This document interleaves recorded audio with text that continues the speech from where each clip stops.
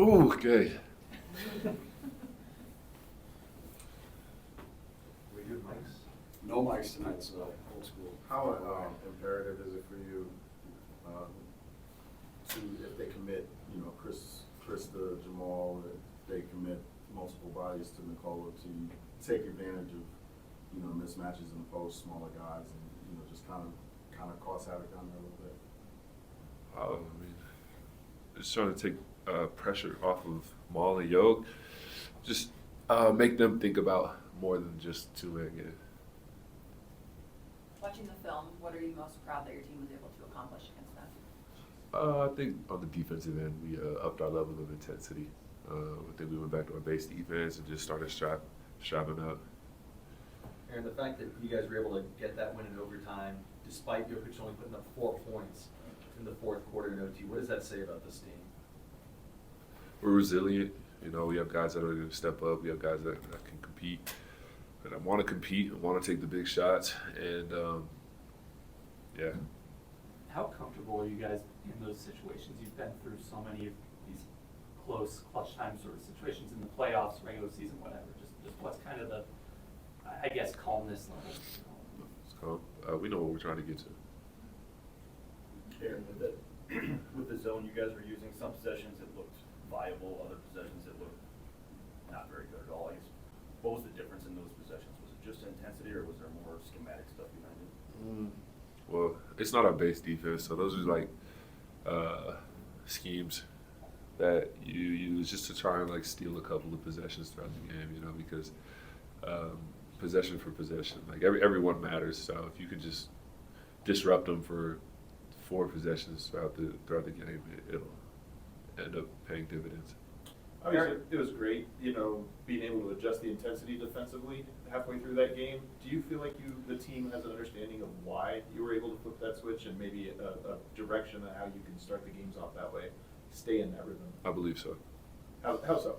Just like, what is it? Is it a mind frame? Is it more strategic adjustments? What do you think it is? No, just understanding what's needed, just out of necessity, wanting to win, the desire to play defense. You guys did a good job of showing Kawhi a crowd on his post subs, isolations, and there were multiple corner threes because I think 2 from Chris Dunn, 1 from Derek Jones Jr. What was kind of the key to doing that? Just show bodies. Kawhi, man, he's really, really, really, really good. And so is James. So it's just to not leave anybody on the island and make sure that he sees multiple bodies. What have you done from a mental preparation standpoint when it takes a certain amount of calm to hit the big 3 that you did, and even the free throws that you did at the end of the game? Repetition, preparation, keeping things in perspective. Everybody always talks about the adjustments game by game. To what extent do you feel like the team understands what those adjustments will be, can predict what they will be? That's why we have DA. DA is a great coach, and he understands the game of basketball very well. So, we trust him.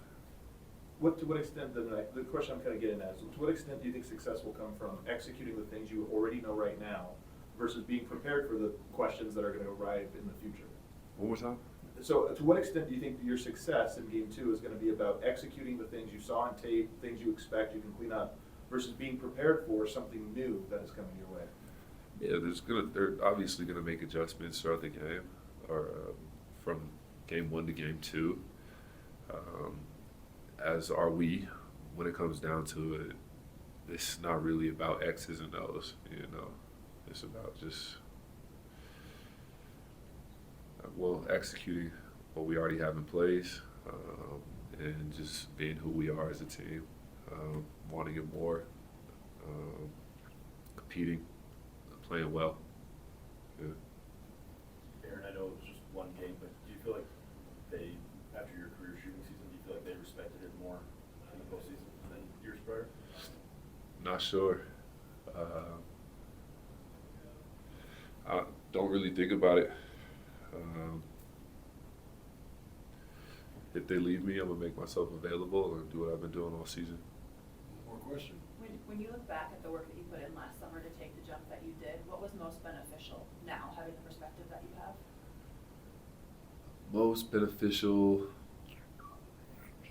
I think it was just the understanding. I mean, I think like throughout my career, I think I've shot 40% from the three in playoffs. So I think it was just shooting the same way in playoffs as I did throughout the season and continuing it. So just understanding who I am as a shooter and what that means. All right, thank you, Aaron. Thank you. Appreciate it. Thanks, guys.